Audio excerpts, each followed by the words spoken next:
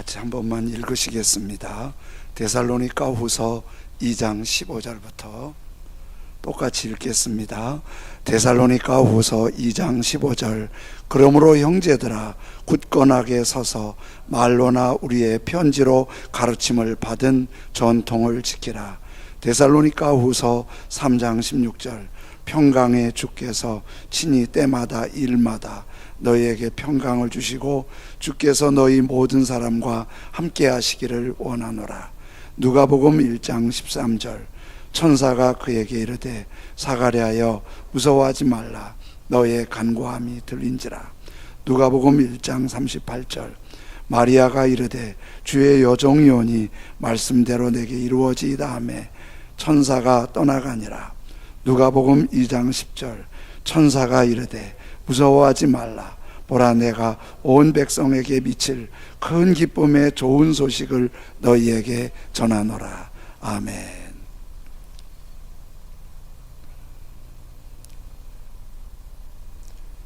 사람마다 항상 좋은 일만 있는 게 아니고 어려움과 고난의 장애물이 앞을 가로막을 때가 있지요. 근데 고난이 잠깐 지나가는 고난도 있지만은 아주 길게 몇 년, 어떤 때는 10년이 넘게 사람을 힘들고 괴롭힐 때가 있지요. 그런 어려움과 고난이 내게 밀려오면 되게 어떻게들 반응하세요? 사람마다 고난에 대해서 반응하는 게 조금씩 다를 수 있습니다. 근데 보편적으로 고난이 좋은 게 아니고 힘드니까 그런 고난이 있으면 속에서 짜증이 날 수 있고 또 낙심하고 실망할 수 있고 또 불평하고 원망할 수 있고 그럴 수 있지요. 고난은 힘드니까, 너무 힘드니까. 근데 성경에 하나님의 사람들은 고난이 임할 때 어떻게 했나요?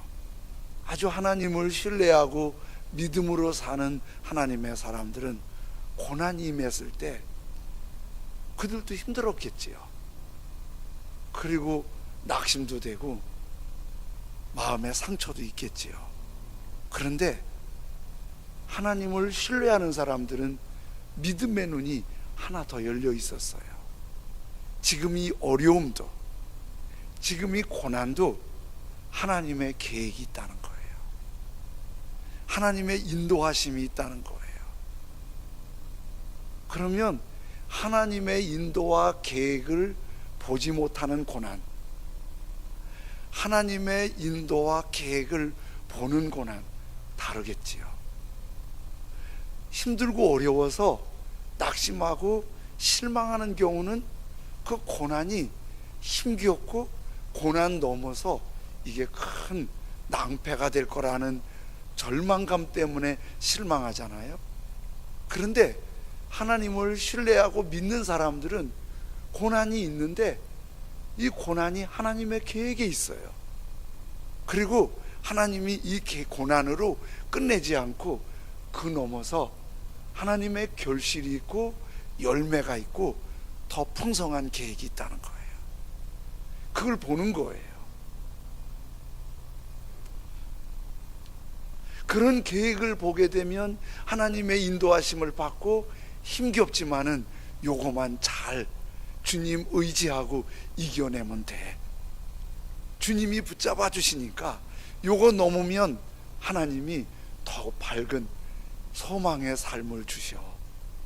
이렇게 생각하니까 훨씬 기대가 되고, 또 사람이 그런 기대가 있으면 힘든 일도 즐겁게 건너갈 수 있는 은혜가 있지요.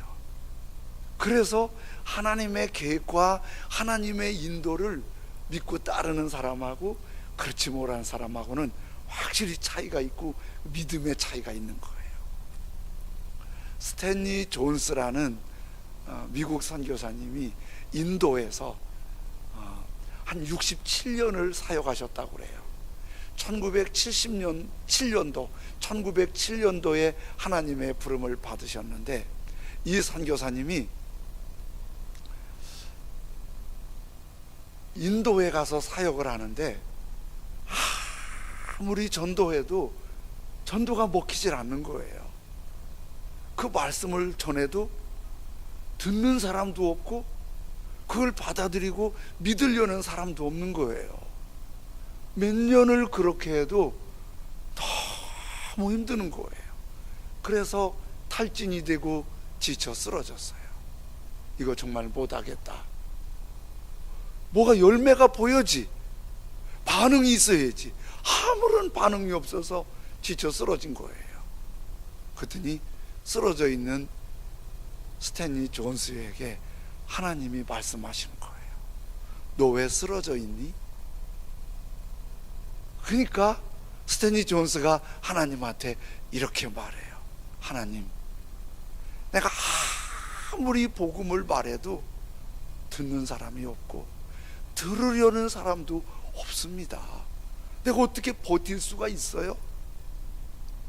저도 인도 사역을 가서 인도에서 사역하는 선교사님들 얘기를 들어봤어요. 근데 사실은 인도라는 땅이 넓기도 하지만은 사람이 굉장히 많아요. 땅에 비해서.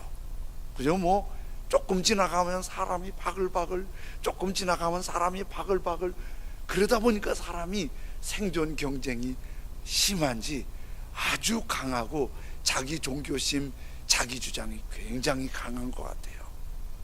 그래서 선교사님들도 복음 전하기가 쉽지 않다는 거예요. 그래서 하나님 앞에 투덜거리면서 아무리 해도 듣는 사람이 없어요. 어떻게 할 수가 없어요. 그랬더니 하나님이 스탠리 존스에게 사과나무를 보여주시면서, 어린 사과나무를 보시면서 이 사과나무를 봐라. 햇빛이 그렇게 뜨겁게 비추고 농부가 거름을 아무리 열심히 주고 물을 주어도 7년은 지나야 사과 열매를 맺지 않니? 지금 열매가 없다고 낙심하지 마라. 하나님이 그 말씀을 들려주시고, 그 말씀에 우리 다 아는 일상적인 말씀인데 하나님의 음성이 들리는 순간 스탠리 존스가 힘이 나는 거예요. 일어났지요. 그리고 사역을 했는데 그 사역이 하나님도 기뻐하시지만은 미국 타임즈에 스탠리 존스를 이렇게 소개해요. 역사상 가장 위대한 선교사님 중에 한 분이다. 지쳐 넘어졌었는데 하나님의 음성을 듣고 힘을 얻고 나니까 하나님도 기뻐하시고 세상을 변화시키는 탁월한 하나님의 사람이 된 거예요. 근데 교회에서 하나님의 음성을 듣는다면 조금 어색하게 생각해요. 하나님의 말씀을 듣는다는데, 음성을 듣는다는데, 그러면 좀 신비적이고 치우쳐서 교회의 정상적인 신앙생활을 잘 못하는 사람으로 그렇게 생각하는 경우가 있어요. 그건 왜 그러냐면 예전에 기도를 많이 한다는 분들이 하나님의 음성을 듣는다고 하는데 하나님의 음성을 듣기 때문에 목사님의 가르침도 잘 안 받으려고 그러고 자기 주장이 강해서 다른 사람들과 소통도 안 되고 자꾸 교회에 부딪히고 문제를 일으키니까 목사님들도 그거 수용하기 어려우니까 자꾸 그 하나님 말씀 음성 듣는다고 그러지 말고, 뭐 자꾸 본다고 그러지 말고 성경 열심히 읽고 목사님 말씀 잘 듣고 그리고 순종하면서 곱게 신앙생활하는 게 더 중요해, 이렇게 얘기했어요. 그런데 하나님의 음성을 그래서 안 듣는 게 더 맞나요? 그런데 성경을 보면 하나님의 음성을 듣는 게 잘못은 아니에요. 하나님의 음성을 들어요. 듣는 게 잘못은 아니에요. 듣고 그 들은 음성이 잘 소화되고 거룩하고 은혜로운 영향력을 끼치지 못하는, 그게 문제인 거예요. 성경을 읽으라고 하는데 그 성경 말씀을 통해서 또 묵상하면서 하나님의 음성이 들려야 그 음성이 내 삶을 위로해 주시고 비전을 주시고 새롭게 하시고 복되게 하시는 거예요. 그렇게 예수님 믿는 사람을 괴롭히고 가두고 죽이기까지 했던 바울 사도, 그 바울 사도도 다메섹에 예수 믿는 사람들을 괴롭히려고 가다가 쓰러져서 사울 사울 부르시는 하나님 예수님의 음성을 듣잖아요. 주님 누구세요? 나는 내가 박해하는 예수다. 이 짧은 얘기가 바울의 삶을 완전히 변화시켜서 예수님 믿는 사람들 그렇게 괴롭히던 그가 역사상 탁월한 복음 전도자로, 가장 귀한 복음 전도자로 쓰임 받은 거, 짧은 주님의 음성이 삶을 바꾼 거예요. 그렇다면 하나님의 음성을 듣는 게 우리에게 얼마나 귀하고, 하나님은 우리에게 그렇게 계속 말씀하시고 우리가 주님을 향해 열려지는 게 그렇게 중요한 거예요. 예수님도 말씀하시죠. 요한복음 10장 4절에 이렇게 말씀하세요. 자기 양을 내놓은 후에 앞서가면 양들이 그의 음성을 아는 거로 따라오되. 이게 이런 거예요. 목자가 양을 우리에 가두었다가 우리 문을 열어요. 그러면 목자가 앞에서 이끄는 거예요.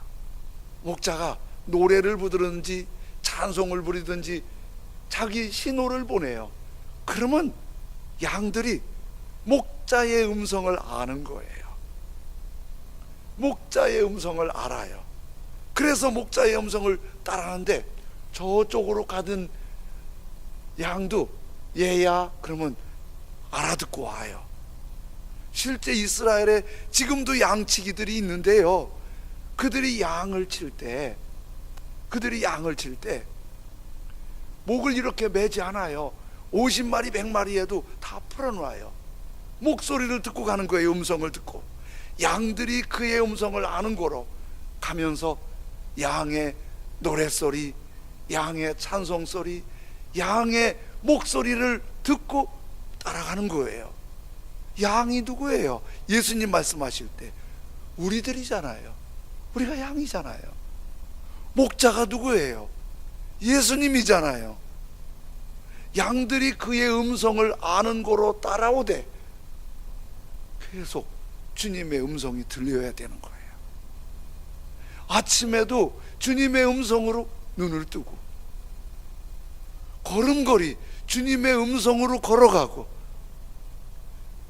내 판단에 이렇게 하는 게 좋겠다, 이게 더 옳다, 내 경험은 이게 나, 그러지 않고 주님 어떻게 하죠? 주님이 말씀해 주시면 주님을 따라가는 거예요. 그런데 사울이 주님의 음성을 들은 것처럼 그렇게 신비하게 들리는 경우도 있어요. 근데 성경에도 그게 그렇게 흔하지 않아요. 지금도 그게 그렇게 흔하지 않아요. 그러면 하나님의 음성을 그렇게 흔하게 들을 수 없으니까 우린 안 들어도 되나요? 아니에요. 하나님께서 우리에게 그 하나님의 음성을 마치 양의 숨소리, 양의 목소리, 목자의 숨소리, 목자의 발자취, 목자의 음성을 듣고 따라가듯이 우리가 따라갈 수 있는 거예요. 어떻게 따라가냐면 요한복음 14장 26절에 이렇게 말씀하세요. 곧 보혜사 곧 아버지께서 내 이름으로 보내실 성령, 그가 너희에게 모든 것을 가르치시고 내가 너희에게 말한 모든 것을 생각나게 하리라. 요한복음 14장은 예수님 십자가에 달리시기 바로 전이에요. 예수님께서 십자가에 죽으시고 부활하시고 하늘로 올라가실 텐데, 올라가시면 예수님께서, 아버지께서 예수님의 이름으로 보혜사 성령을 보내주세요. 보혜사 성령은 예수님처럼 몸이 없어요. 근데 그 보혜사 성령이 보이지 않는 우리 생각 같은 모습으로 성령 그가 예수님의 말씀을 가르쳐 주시고 예수님이 말씀하신 게 생각나게 한다는 거예요. 그럼 예수님 말씀이 어떻게 들려요? 생각으로 들려요. 생각으로. 성경 다음으로 많이 번역되고 성경 다음으로 많이 읽혀지는 책이 존 버니안의 철로역정이라는 책이에요. 근데 이 존 버니안이 철로역정을 써서, 근데 그 책이 그렇게 많이 번역되고 많이 인쇄되고 많이 팔린 책이에요. 근데 이 버니안은 문학가도 아니고 저는 그리고 공부한 사람도 아니에요. 하나님의 은혜를 많이 받은 사람이에요. 그래서 하나님의 뜻대로 살려고 그렇게 애쓴 사람이에요. 버니안이 하나님 앞에 건지 오래됐지만은 존을 기념하는 박물관이 있을 만큼 대단히 유명한 분이에요. 이분이 하나님 말씀대로 살려고 왕의 명령을 거역한 적이 있어요. 그래서 감옥에 들어가게 되었어요.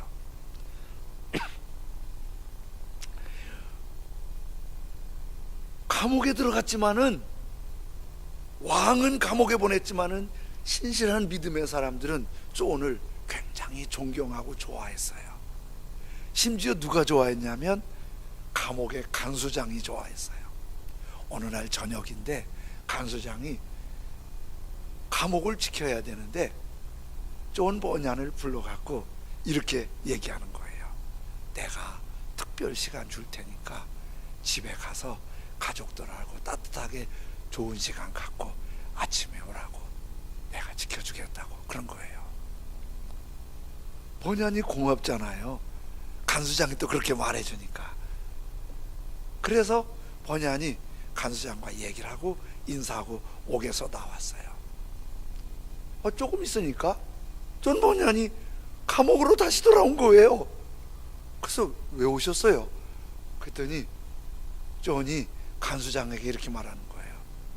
내가 가는데 성령이 내게 말씀하시는데 가지 말래, 돌아가래. 그래서 왔다는 거예요. 성령이 생각 속에 가면 안 된다는 불편한 생각을 주신 거예요. 그걸 딱 알아차린 거예요. 생각이야? 그 불편한 옥에 있는 것보다 따뜻한 가족들하고 있는 게 얼마나 좋겠어요? 성령께 열린 거예요. 그래서 돌아간 거예요. 그리고 다시 옥에 들어가고 문을 잠고 옥에 갇혀 있었어요. 그런데 존 버니안이 들어오고 1시간 만에 전혀 예정에도 없던 국왕이 온 거예요. 그리고 이렇게 버니안이 옥에 갇힌 걸 보고 가는 거예요. 그 밤에 누가 덜컥 놀랬을까요? 간수장이 덜컥 놀란 거예요. 그 다음날 아침에 간수장이 버니안의 손을 잡고 그러는 거예요. 정말 큰일 날 뻔했다고. 나와 당신이 왕한테 죽을 뻔했다고. 나는 당신을 지키지 못하고 당신은 옥을 떠났기 때문에 죽을 뻔했다고. 그러면서 간수장이 유명한 말을 했어요. 제가 앞으로는요 가시라 마라 그런 말 안 할게요. 대신 언제든지 성령의 감동이 있으면 나한테 말씀하세요. 제가 보내드릴게요. 그저 다른 거 다 초월해서 성령의 감동이 있어서 어디로 가야 된다고 생각하면은 가세요. 저한테 얘기만 하시고 제가 다 도와드릴게요. 존이 성령의 생각으로 하나님의 음성을 듣는 그것을 간수장이 신뢰할 만큼 하나님의 음성을 듣는 사람이었어요. 지금 베들레헴에 사는 인구가 한 2만 5천 명 정도 된대요.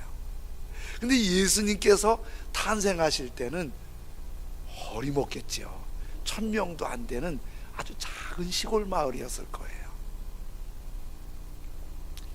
그 베들레헴에서 예수님이 탄생하셨잖아요. 근데 예수님이 탄생하는 일이 그 당시 베들레헴이나 유대 땅이나 온 세계에 거의 대부분이 관심도 없고 몰랐어요. 네, 여러분 생각해 보세요. 하나님께서 예수님 탄생하는 이 소식을 베들레헴, 온 유다, 온 세상 사람들이 다 알기를 원하셨을까요? 그냥 아무도 모르게 슬쩍 보내고 싶으셨을까요? 요한복음 3장 16절에 이렇게 말씀하세요. 하나님이 세상을 이처럼 사랑하사 독생자를 주셨으니 이는 그를 믿는 자마다 멸망하지 않고 영생을 얻게 하려 하십니다. 여러분, 독생자를 보내신 이 하나님이 엄청난 사랑인 거예요. 우리를 구원하시고 영원한 생명을 주시고 하나님 영광의 자녀로의 회복을 위해서 아버지께서 가장 아프고 힘든 독생자를 보내시고 아픔의 길을 보내시는데 아버지의 사랑이에요. 이처럼 사랑하사, 극진히 사랑하사, 무엇과 표현할 수 없는 그 깜찍한 사랑을 우리에게 보이신 거예요. 우리가 모르기를 원하겠어요? 우리가 자녀들한테 뭐 선물을 주고 뭐 좀 배려를 하면 모르길 원해요? 알았으면 좋겠어요. 엄마 고마워요, 아빠 고마워요, 그거 얼마나 좋아요. 그러면 너무 좋잖아요.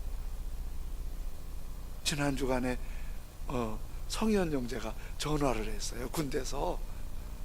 그래서 한 가정에서 라면 헌신해서 청년대학부에서 이렇게 해서 주소로 보내줬는데, 목사님 라면 잘 먹었어요. 저한테 전화한 거예요. 그리고 그거를 부대의 장교 사병들, 뭐 요즘 군부대 먹을 거 많아도 젊은 사람들한텐 라면이 베스트잖아요. 아주 잘 먹었어요. 몇 개 남아서 또 누구 주었어요. 그러면서 너무 좋아하는 거예요. 얼마나 좋아요. 그걸 알아주니까. 우리 여러분한테 감사하는 인사를 하는 거잖아요. 일일이 다 못하지만 저한테 함께 여러분한테 인사하는 거잖아요. 정말 감사하다고 그걸 인사하잖아요. 얼마나 멋있냐고요. 하나님이 엄청난 사랑으로 독생자를 보내셨는데 이거 얼마나 대단한 뉴스예요. 다 알길 원하셨어요. 하나님이 말씀 안 하셨겠어요? 하나님이 세상을 이처럼 사랑하사 독생 성자 예수님을 보낸다. 근데 사람들은 너무 세상에 어둡고 죄와 육신적인 게 어두워서 그 하나님의 소리를 못 듣는 거예요. 아마도 찢어질 듯 영적인 세계에 하나님의 사랑의 메시지가 들렸을 텐데 그걸 못 들어요. 근데 듣는 사람이 있어요. 그게 오늘 누가복음 2장 10절입니다. 천사가 이르되 무서워하지 말라. 보라, 내가 온 백성에게 미칠 큰 기쁨의 좋은 소식을 너희에게 전하노라. 여러분, 천사가 이분들에게만 말했겠어요? 무슨 소식이라고요? 온 백성에게 다 들어야 될 좋은 소식. 온 백성이요, 예수님 나신 소식을 들어라. 예수님 나신 소식을 들어라. 그렇게 말씀하시는 거예요. 근데 들은 사람은 2장 8절에 보니까 이분들이에요. 그 지역의 목자들이 밤에 밖에서 자기 양떼를 지키던 목자들이 이 음성을 들은 거예요. 그런데 이 목자들은 천사의 음성을 듣고 그거 신기하네, 좋으네, 그러지 않고 그 음성에 가본 거예요. 그게 2장 20절이에요. 목자들은 자기들에게 이르던 바와 같이 듣고 본 그 모든 것으로 인하여 하나님께 영광을 돌리고 찬송하며 돌아가니라. 제가 이 말씀을 혼자 이렇게 생각을 하는데 목자들이 천사들의 소리를 들은 거예요, 그 밤에. 그래서 드릴 양을 선물로 안고 지금 가는 거예요. 저 찾아가 보니까 마국간에 예수님이 천사가 말한 대로 태어난 거예요. 그 예수님께 경배를 하고 목자들이 돌아가는데 영광을 돌리고 찬송하며 가니라. 목자들은 난생 처음 천사의 메시지를 받고 그 음성이 들려지고 그 음성대로 순종해서 가서 아기 예수님을 보고 가는 발걸음이 예수님을 만난, 하나님을 만난, 하나님의 은혜를 입은 너무 기쁘고 즐거운 발걸음으로 흥겹게 찬송을 부르며 감사하며 얼굴에 미소가 가득한 모습으로 돌아가는 거예요. 영광과 찬송이 가득한 거예요. 이게 하나님의 음성, 하나님의 말씀의 능력인 거예요. 병원에 가면 응급환자로 가잖아요. 응급환자로 가면 가장 먼저 하는 게 혈압 재고 맥박 체크하고 체온 체크예요. 그리고 하는 그 다음 코스가 치료가 무조건 링거 주사를 다 맞아요. 응급환자는 링거 환자가 딱 환자예요. 근데 링거 주사를 이렇게 수액을 담고 호스로 해서 혈관에다가 링거를 놓잖아요. 우리 그냥 그러나 보다 그러는데 그거 의사 간호사들은 얼마나 신경 쓰고 예민하게 하는지 몰라요. 약이 똑똑똑 떨어지잖아요. 우린 그냥 가만히 있는데 의사와 간호사들이 서로 처방에 따라서 약이 달라요. 어떤 사람은 천천히 똑똑똑 이렇게 약이 들어가요. 어떤 사람은 빠르게 톡톡톡톡톡톡 들어가요. 근데 그 약이 그 물 한 방울이 뭔 힘이 있겠어요? 신기하잖아요. 그 똑똑똑 떨어져서 혈관으로 들어가는 약이 진통제를 섞어 놓잖아요. 아프던 몸이 시원하게 안 아파요. 요즘 무통주사도 있잖아요. 그거 놓으면은 시원하게 안 아파요. 항생제를 그 약에다 섞어 놓잖아요. 몸의 염증이 치료돼요. 탈수 상태에서 너무 몸이 지친 사람 있지요. 그거 한번 딱 놓잖아요. 그 포도당이 들어가면서 몸에 힘이 나고 상쾌하고 가볍고 얼굴에 화색이 돌아요. 별거 아닌 것 같은데. 그런데 우리의 생각, 마음도 뭐가 들어오냐가 내게 복이냐 해냐가 되는 거예요. 우리의 생각, 우리의 마음, 우리의 사고방식, 철학 이런 게 다 뭐로 생기지요? 본 거, 들은 거, 읽은 거, 경험한 거예요. 나라는 한 사람이 여기까지 만들어지면서 그동안 보아온 것, 들어온 것, 경험한 것이, 근데 안타깝게도 우리는 너무 봐선 안 될 걸 너무 많이 봐요. 그래서 우리가 보고 우리가 들은 것들은 안타깝지만 너무 시궁창 쓰레기 같아요. 즐겨보는 텔레비가 드라마의 시청률을 높이기 위해서 윤리위원회 규칙을 지키지만은 야릇하고 사람들의 마음을 흔들어 놓는 죄성을 드러는 드라마예요. 거기 한참 보고 나면 속이 어두워지는 거예요. 뉴스 안 볼 수 없어요. 인터넷을 통해서, 언론을 통해서. 그것도 또 봐도 내게 어둡고 쓰레기 같은 게 너무 많은 거예요. 나이가 들면 몸이 여기저기 상하잖아요. 왜냐하면 그동안 몸이 오래 살면서 쓰레기 같은 것들이 나를 자꾸 누르고 있기 때문에 그래요. 그거 치료하려면 새로운 영양제를 공급해 줘야 하잖아요. 우리의 영양제는 뭐예요? 우리의 눈, 우리의 귀, 우리의 마음과 생각에 하나님의 음성이 들려야 돼요. 하나님의 말씀이, 하나님의 음성이 치료제예요. 우리의 영혼에 하나님의 음성이 우리에게 희망이에요. 하나님의 음성이 우리의 기쁨이에요. 도전이 되는 거예요.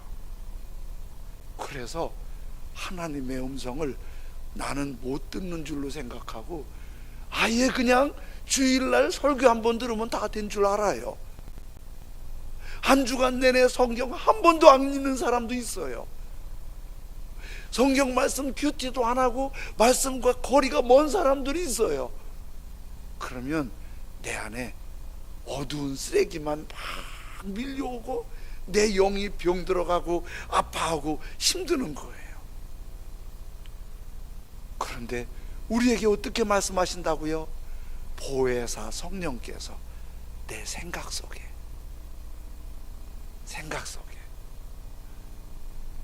이렇게 어제도 보니까 유치부 선생님들이 애들 방문하는 거예요. 뭘 좀 갖다 주려고. 온라인으로 예배 드리니까 뭘 좀 갖다 주려고. 그런 마음이 어디서 생겼을까요? 아무도 시키지 않았어요. 성령이 그렇게 해라고 선생님들한테 말씀해 주신 거예요. 초등부에서 뭔 선물을 주려고 막 밤늦게까지 포장하는 거예요. 그거 누가 시켰어요? 성령이 말씀하시는 거예요. 성령의 음성을 들은 거예요. 여기저기에서 서로 섬기는 얘기들이 들려요. 성령의 음성을 들은 거예요. 그 음성을 듣고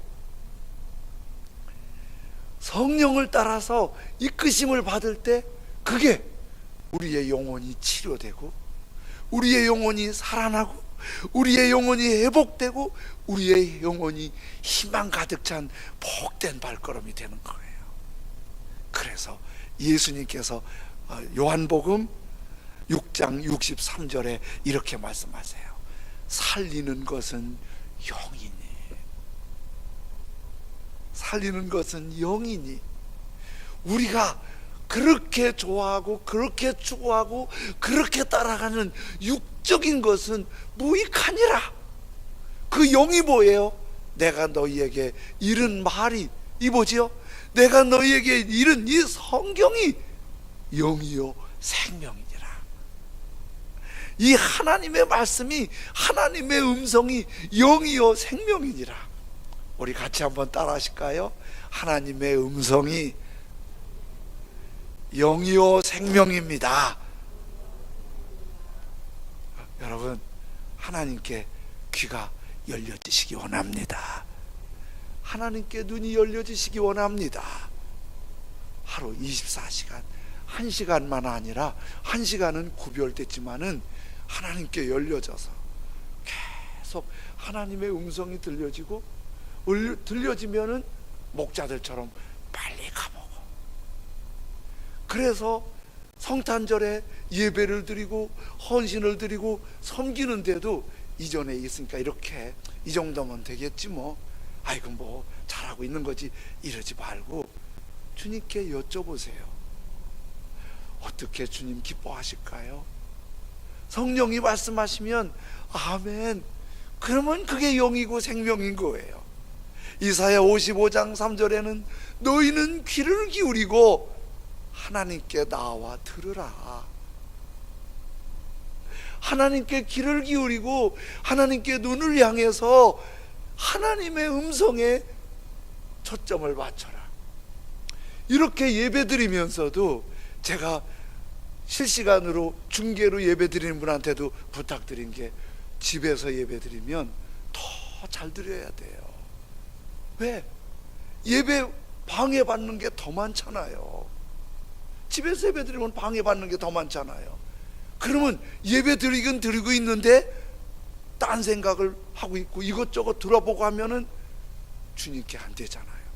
여기 예배당에 와서 드려도 그렇지만은 집에서 드리더라도 더 주님을 향해 눈이 열려지고 귀가 열려져야 돼요. 그리고 예배만이 아니라 매일 아침에 주님으로 눈을 뜨고 걸음걸음 주님과 얘기하면서 걷고 주님의 생각이 나를 가득하게 하고, 저 돌아다닐 때면은 성경을 이어폰으로 많이 들어요. 운전할 때도. 그러면서도 생각이 흐트러질 때가 있어요. 그런데 들려요. 그게 뭐라고요? 영원히 살아나는 영이요 생명이라는 거예요. 우리들이 실수하는 거 있어요. 그리스도인들이 하나님의 말씀을 알고 있다고 착각을 해요. 하나님의 말씀을 알고 있다고 착각해요. 그 착각이 얼마나 무서운지 아세요? 정확하게 모르면 이용하기에 아주 좋은 착각인 거예요. 하와가 선악을 알게 하는 나무의 열매를 먹으면 죽는다는 얘기를 들었어요, 아담한테. 그런데 뱀이 물어볼 때 창세기 3장 3절에 이렇게 말하는 거예요. 동산 중앙에 있는 나무의 열매는 하나님의 말씀에 너희는 먹지도 말고 만지지도 말라. 너희가 죽을까 하노라. 죽을지 안 죽을지 몰라. 아마 죽을 수도 있다고 했는데 설마 그렇게 하겠어? 그러니까 마귀가 탁 치고 들어간 거예요. 근데 하나님은 2장 17절에 정확히 말씀하시거든요. 선악을 알게 하는 나무의 열매는 먹지 말라. 네가 먹는 날에는 죽을까 하노라 그러지 않으셨어요. 반드시 죽으리라.